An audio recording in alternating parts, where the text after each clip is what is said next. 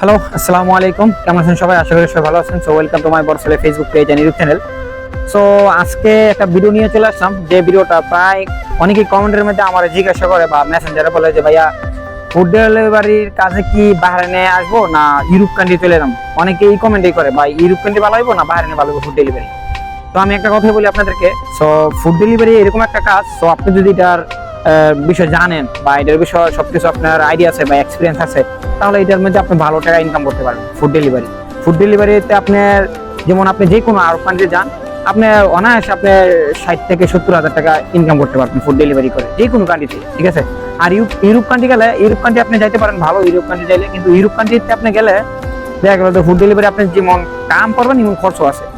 তো খরচটার মধ্যে আমি কেন বলি যে আপনি ইউরোপ কান্ট্রিতে কাজ করলেন, ডেলিভারি কাজ করে আপনি মনে করেন 3 লাখ টাকা কাম করলেন, ইউরোপ কান্ট্রিতে 3 লক্ষ টাকা আপনার ইনকাম করলেন এক মাসে, তো আপনি ওইখান থেকে খরচ করতে হবে আপনার 1.5 লক্ষ টাকা।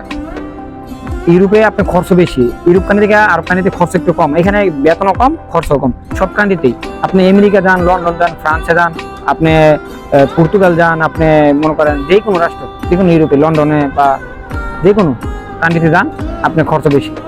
খরচ আপনি যেমন যদি আপনি কামাইলেন $1,000, ফর এক্সাম্পল আপনি $1,000 কামাইলেন ইউরোপে, ওইখান থেকে আপনার খরচের বোকা প্রায় $400 থেকে $500, আর বাকি বাঁচবো আর কি। তো তারপর থেকে আরব কান্ট্রি থেকে ইউরোপ কান্ট্রি যেতে পারলে আপনার জন্য ভালো, কারণ কি ওইখানে একটা লাইফ সেটেল করতে হয়। এই জায়গায় আপনার আজীবন কাজ করে যেতে পারবেন, কোনো লাইফ করতে পারবেন না, লাইফে কিছু করতে পারবেন না, ঠিক আছে। যদি কিছু করতে পারেন তাহলে একমাত্র ব্যবসা বাণিজ্য দিলে যদি কিছু করতে পারেন, কারণ আরব কান্ট্রি এখন বর্তমানে পরিস্থিতি খারাপ।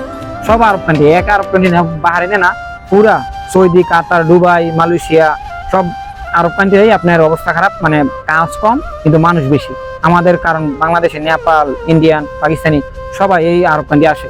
ইউরোপ কান্ট্রিতে যাইতে পারে না মানুষ বেশি, তো আপনি যদি যাইতে পারেন ইউরোপ কান্ট্রি আপনার জন্য ভালো, সবচেয়ে ভালো হয় আর কি। আর ভিডিওটা আমি আর বেশি বড় করতাম না, এতটুকুই। আর আমার পিছনে যে দেখতেছেন ওইটা হলো সিটি, আমাদের বাহরাইনের সিটি, এটা হলো ডিপ্লোম্যাটিক এরিয়া, এর পর হইছে মানামা আমাদের সিটি।